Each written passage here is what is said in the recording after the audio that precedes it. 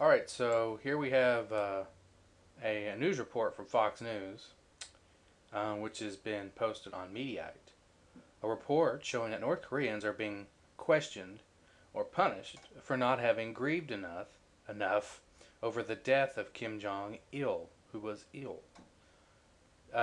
Now, of course, my immediate thought was, wait a minute, where the hell did they get this story? I'm not saying it's not true. I'm just, after Iraq, I'm a little bit more paranoid about where we're getting this information from. I look at that first and foremost out of all this bullshit they always come up with. And it said here, Fox News' Greg Palcott made sure to note that these reports are based on accounts from defectors and informants.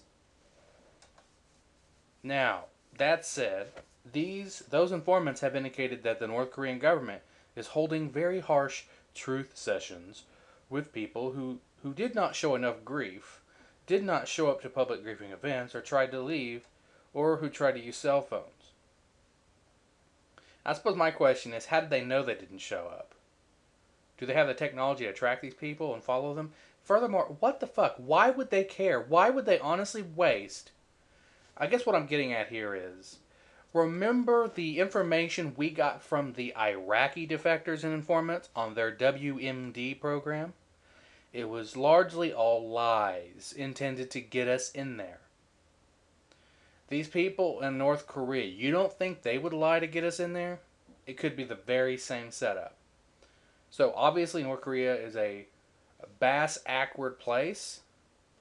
And anyone who goes in North Korea is going to have a nightmare on their hands. I'm just going to tell you that right now, because you ain't going. That basically is a brainwashed world, and so I'm not saying this isn't true. It just, to me, it sounds like bullshit or bullshit, to be more appropriate. It's just typical, and here's the whole Fox News babe doing her bullshit and looking for, you know, it's war propaganda again. It's always war propaganda. Another reason to hate the evil big bad country. In this case, North Korea, Iran, whatever we can find. And I do think we need to kind of examine our own ass. You go and fly today, and the government will sexually harass you. I mean, we have laws on the book against sexual harassment, but the government can do it. So, as I wrote in this piece here, I just said, we need to try not to get too preachy. And then, this with the Patriot Act, the NDAA, and then them trying to do the Piracy Act, all this shit. We can sit here and preach all we want to other nations, but we need to, look at our own shit first. I mean, so we're not perfect, and we don't need defectors or informants. So, yeah, I don't understand why we think this stuff. And even Greg Palcott made sure to note that these reports are based on accounts from defectors and informants, but we're still going to report it anyways. And it's sad that I have to be this untrusting or distrusting of the government, our own government. And, of course, the people who are the, workists, the statists, they will blame me for not trusting our government. As though Iraq never happened.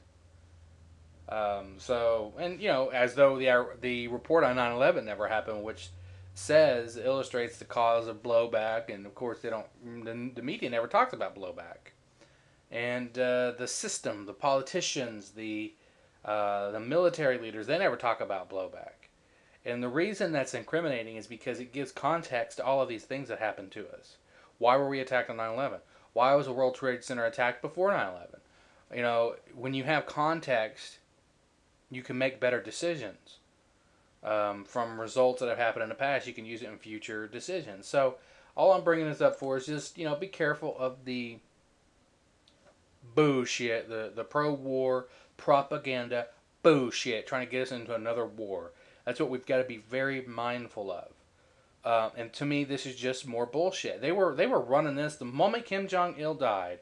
They were saying that the crying was fake. See, I don't think the crying was fake.